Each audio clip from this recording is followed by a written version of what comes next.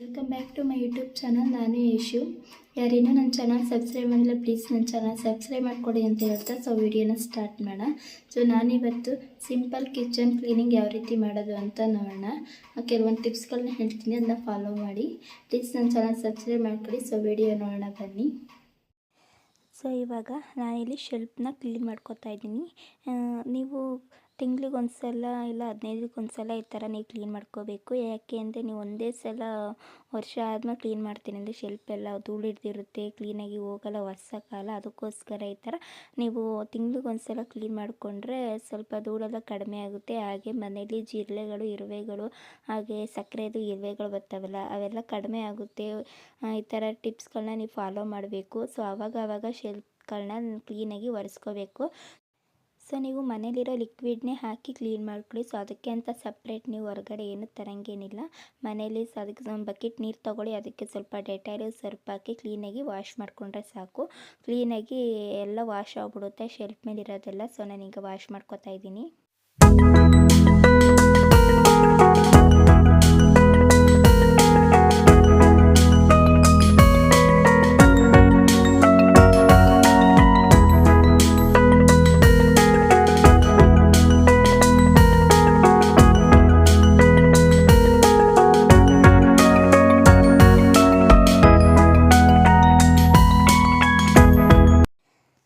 ನಾನು ಇವಾಗೆಲ್ಲ ಕ್ಲೀನಾಗಿ ಜೋಡಿಸ್ಕೊತಾ ಇದ್ದೀನಿ. ಸ್ವಲ್ಪ ಶೆಲ್ಫ್ ಎಲ್ಲ ಇದಾಗಿತ್ತಲ್ಲ, ನನಗೆ ಕೆಲವು ಬಾಕ್ಸ್ಗಳೆಲ್ಲ ಬೇಕಾಗಿಲ್ಲ, ಅದಕ್ಕೋಸ್ಕರ ಪ್ಲಾಸ್ಟಿಕ್ ಬಾಕ್ಸ್ಗಳು ಜಾಸ್ತಿ ಇತ್ತು.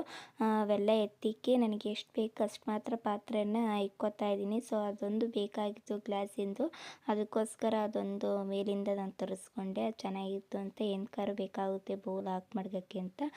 ಅದಕ್ಕೆ ಕ್ಲೀನಾಗಿ ಎಲ್ಲ ಈಗ ಅರೇಂಜ್ ಮಾಡ್ಕೋತಾ ಇದ್ದೆ, ನನಗೆ ಯಾವ ರೀತಿ ಬೇಕೋ ಆ ರೀತಿ. ಈಗೆಲ್ಲ ಪರ್ಫೆಕ್ಟಾಗಿ ನಾನು ಕ್ಲೀನಾಗಿ ಮಾಡ್ಕೊಂಡಿದ್ದೀನಿ. ಹಾಗೆ ಒಂದು 2-3 ಗಾಜುಗಳಿತ್ತು, ಅದನ್ನು ಇಲ್ಲೇ ನಾನು ಕ್ಲೀನಾಗಿ ಜೋಡಿಸ್ಕೊತಾ ಇದ್ದೀನಿ. ನೀವು ಅವಾಗವಾಗ ಕ್ಲೀನ್ ಮಾಡ್ಕೊತಿರ್ಬೇಕು. 15 ದಿನಕ್ಕೊಂದ್ಸಲ, ತಿಂಗ್ಳಿಗೊಂದ್ಸಲ, ಏನು ಗಲೀಜೇನೂ ಆಗಿರಲ್ಲ. ಒಂದೇ ಸಲ ನೀವು ವರ್ಷಕ್ಕೊಂದ್ಸಲ ಈ ಥರ ವಾಶ್ ಮಾಡ್ತೀನಿ ಅಂದರೆ ತುಂಬಾ ಗಲೀಜಾಗಿರುತ್ತೆ.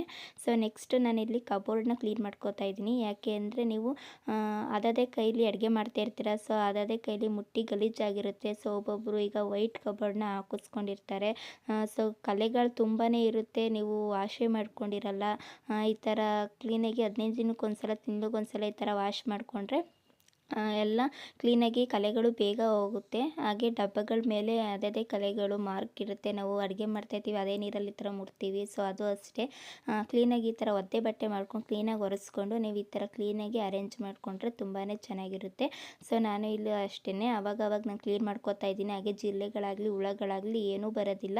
ನಾನು ಆಗ ಕ್ಲೀನ್ ಮಾಡ್ಕೊಳ್ಳೋದ್ರಿಂದ ನೀವು ಇದೇ ಟಿಪ್ಸನ್ನ ನೀವು ಫಾಲೋ ಮಾಡಿ. ಯಾರೆಲ್ಲ ನಿಮ್ಮ ಕಬೋರ್ಡ್ ಇರುತ್ತೆ ಆ ಥರ ನೀವು ಅವಾಗವಾಗ ಕ್ಲೀನಾಗಿ ಈ ಥರ ಒರೆಸ್ಕೊಳ್ಳೋದು ಈ ಥರ ಮಾಡ್ಕೊತಾ ಇರಬೇಕು. ಇಲ್ಲಾಂದರೆ ಜಿರಳೆ ತುಂಬ್ಕೊಳ್ಳೋದು, ಧೂಳು ಹಿಡಿಯೋದು, ಒಂಥರ ಸೆಲ್ಬೆ ಕಟ್ಟೋದು ಅದೆಲ್ಲ ಆಗೋಗುತ್ತೆ. ಅದಕ್ಕೋಸ್ಕರ ನೀವು ಈ ಥರ ಕ್ಲೀನಾಗಿ ಫಾಲೋ ಮಾಡಬೇಕು ಟಿಪ್ಸ್ಗಳನ್ನ.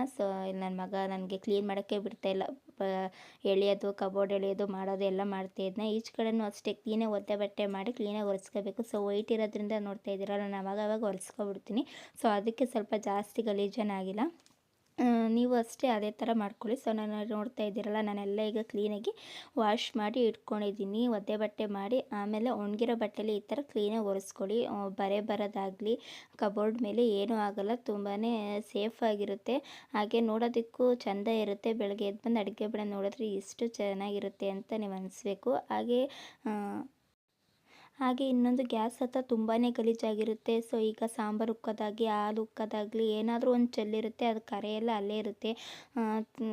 ಫುಲ್ಲು ಒಂಥರ ಗಲೀಜಾಗಿರುತ್ತೆ. ಅದಕ್ಕೆ ನೀವೇನು ನೈಟ್ ಏನು ಮಾಡ್ತೀರಾ ಅಂದರೆ, ಎಲ್ಲ ಕೆಲಸ ಮುಗ್ದಾದ್ಮೇಲೆ, ಊಟ ಮಾಡಾದ್ಮೇಲೆ ಈ ಥರ ಗ್ಯಾಸ್ ಎಲ್ಲ ಕ್ಲೀನಾಗಿ ಒಂದ್ಸಲ ಕ್ಲೀನಾಗಿ ಎಲ್ಲ ಒದ್ದೆ ಬಟ್ಟೆ ಮಾಡಿ ಈ ಥರ ಕ್ಲೀನಾಗಿ ಎಲ್ಲ ಉಜ್ಜಿಬಿಟ್ಟು ಒರೆಸ್ಬಿಟ್ರೆ ನೋಡಿ ತುಂಬಾ ಚೆನ್ನಾಗಿರುತ್ತೆ. ಬೆಳಗ್ಗೆ ಎದ್ದು ಬಂದು ಅಡುಗೆ ಮನೆ ನೋಡಿದ್ರೆ ಚೆನ್ನಾಗಿರಬೇಕು ನೋಡೋದಕ್ಕೆ, ಆ ಥರ ಮಾಡಬೇಕು. ಶೆಲ್ಫು ಅಷ್ಟೇ ಒಗ್ಗರಣೆ ಹಾಕ್ತಾಯಿರ್ತೀವಿ, ಎಣ್ಣೆ ಎಲ್ಲ ಅದೇ ಕರೆಗಳು ಉಳ್ಕೊಬಿಟ್ಟಿರುತ್ತೆ.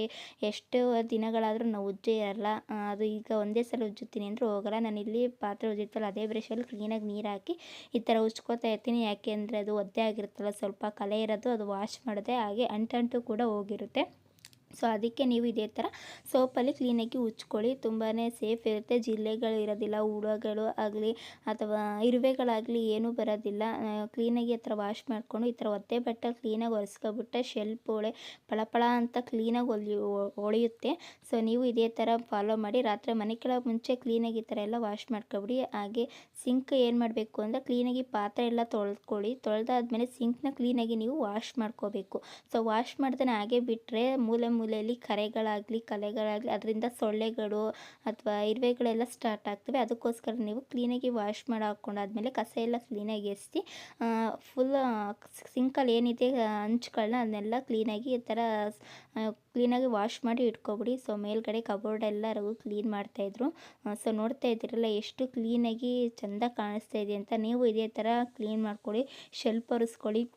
ವರ್ಷವಿಡೀ ಅಡುಗೆ ಮನೆ ಕ್ಲೀನಾಗಿರಬೇಕು ಅಂದರೆ ಕೆಲವೊಂದು ಟಿಪ್ಸ್ನ ಫಾಲೋ ಮಾಡಬೇಕು. ಹಾಗೆ ಸಿಂಕ್ ಕೆಳಗಡೆ ಏನು ಇಡೋಕ್ಕೆ ಹೋಗಬೇಡಿ.